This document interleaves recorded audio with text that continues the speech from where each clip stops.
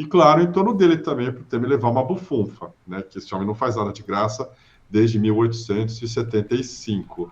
E aí, ontem ele estava num programa na Band, o Canal Livre, cercado de puxa-sacos, não é um programa de entrevista. E ele falou algumas coisas, para quem está com saudade do Temer, vamos ouvir aqui. Começa em 2016, aí atravessa o governo Bolsonaro, estoura agora e não aconteceu nada. Como é que é ser o presidente nessa hora e a forma de conduzir? Porque não tem como evitar o escândalo, tem como enfrentá-lo, né? Talvez tenha começado em 16, é possível. Talvez tenha começado. Começou em 16, durante o governo desse pilantra, tá bom? O Oineg, que é o entrevistador, que é um safado também, ex-Veja, um cara que tinha uma predileção em torturar repórteres e editores. Eu vi isso com esses meus próprios olhos que a terra há de comer. Está tentando passar o pano para o Temer. Eu ouvi de um cara do mercado financeiro que o Temer foi o melhor presidente do Brasil dos últimos 15 anos. Ouvi isso mesmo, tá? O que é isso? Como é que o Temer atuou de forma trabalhista, etc. e tal, uma corrupção tolerável, e aí chega, né, para a mídia brasileira que não consegue se livrar do fato de que vai ter que apoiar um bolsonarista para 2026, apela para esse morto-vivo.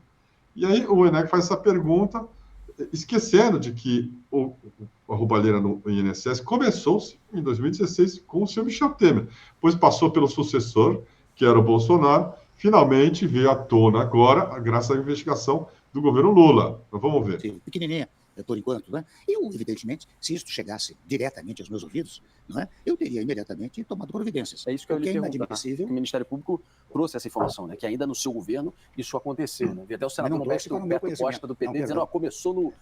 Viu o senador falando, começou lá no governo de Temer, depois de Bolsonaro. O senhor, em algum momento, teve alguma informação nesse sentido? Nenhuma, não havia. E se houve, olha, foi coisa mínima, com toda franqueza.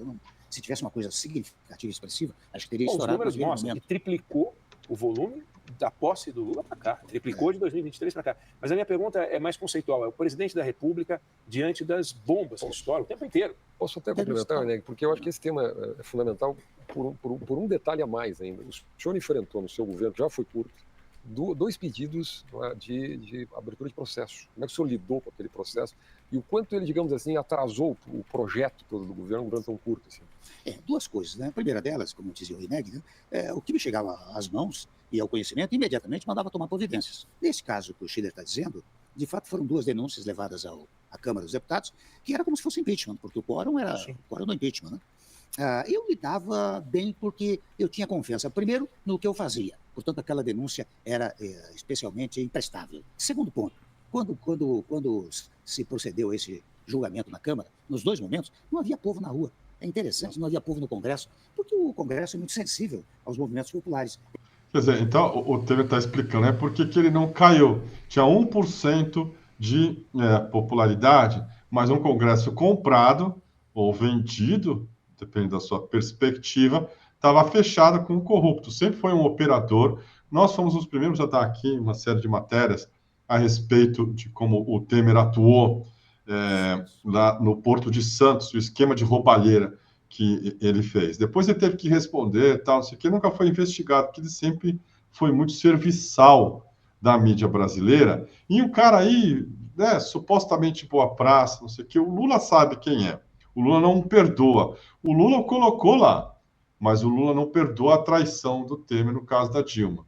E aí nós temos que ouvir esse sujeito reaparecer como se fosse realmente uma alternativa, ou como se estivesse falando disso a sério. Ninguém está comentando, a não ser os próprios jornais, que são, como eu disse, porta-vozes de um desejo da Faria Lima, dos mercados, de arrumar alguém que possa parecer menos escroto do que o Bolsonaro. Continua sendo ladrão, continua sendo antipovo, continua sendo corrupto, né? Mas ele é um cara que dá para engolir. Ele é legal, boa praça, cordato, tem essa mãozinha dele aí, que é meio esquisita, Nosferatu, mas está em casa. E agora tem essa forçação de barra. A mídia brasileira, quando não está embarcando em fake news idiota, tentando dar legitimidade às mentiras do Eduardo Bolsonaro, legitimando golpe, legitimando coisas estúpidas e que a gente acha que é pouco, mas que vão esgarçando. Aí a nossa inteligência, do tecido social, que é essa coisa do bebê reborn. A mídia deveria servir para dizer, olha, isso aqui é uma matéria para denunciar a quantidade de picareta que está usando um troço aqui que surgiu com uma boa ideia para aparecer. E nós estamos fazendo esse favor para esse bando de vagabundo, colocando eles no Fantástico.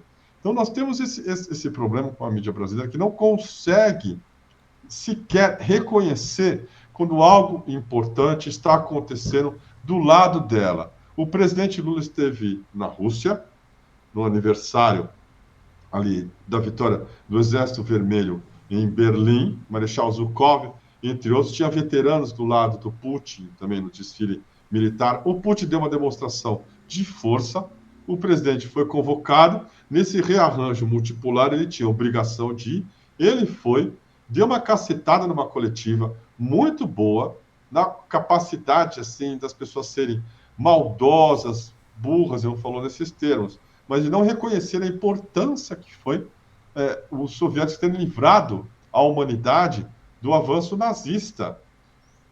O Lula não está fazendo pouca coisa. E, digo para vocês, ele está sabendo aproveitar essa oportunidade enorme do avanço do Trump para poder abrir novas portas aí comerciais para o Brasil e nos colocar no centro do mundo. É isso que o Lula faz, é isso que ele tem feito de melhor, é isso que ele faz com mais gosto. Hoje ele falou que a relação Brasil-China é indestrutível, ele foi para lá depois de visitar o Putin em Moscou, e a segunda visita à China, desde que assumiu o terceiro mandato, criticou as tarifas comerciais impostas pelos Estados Unidos e defendeu a postura chinesa em relação ao comércio mundial, dizendo que o país tem sido um exemplo para o mundo. O presidente brasileiro discursou no encerramento do Fórum Empresarial Brasil-China, onde foram anunciados, vejam, cerca de 27 bilhões de reais em investimentos de empresas chinesas no Brasil. A China está cortejando o Brasil, segundo o New York Times. Isso é ótimo. Sim. Ótimo. Num momento que nós temos ali um presidente americano se isolando, arrumando briga com todo mundo, com uma postura imperialista completamente enlouquecida, Make America Great Again, né? Ele abandona qualquer tipo de política de boa vizinhança, ou até, né, uma habilidade maior para lidar com um mundo, como eu disse, uma nova ordem mundial mais complexa e multipolar, arruma briga, falou que vai invadir o Canadá, falou disso na cara do premier canadense, que foi obrigado a falar que não era verdade, arruma briga com um aliado, um palhaço como Zelensky, pública, ameaça todo mundo, ainda não ousou ameaçar o Brasil.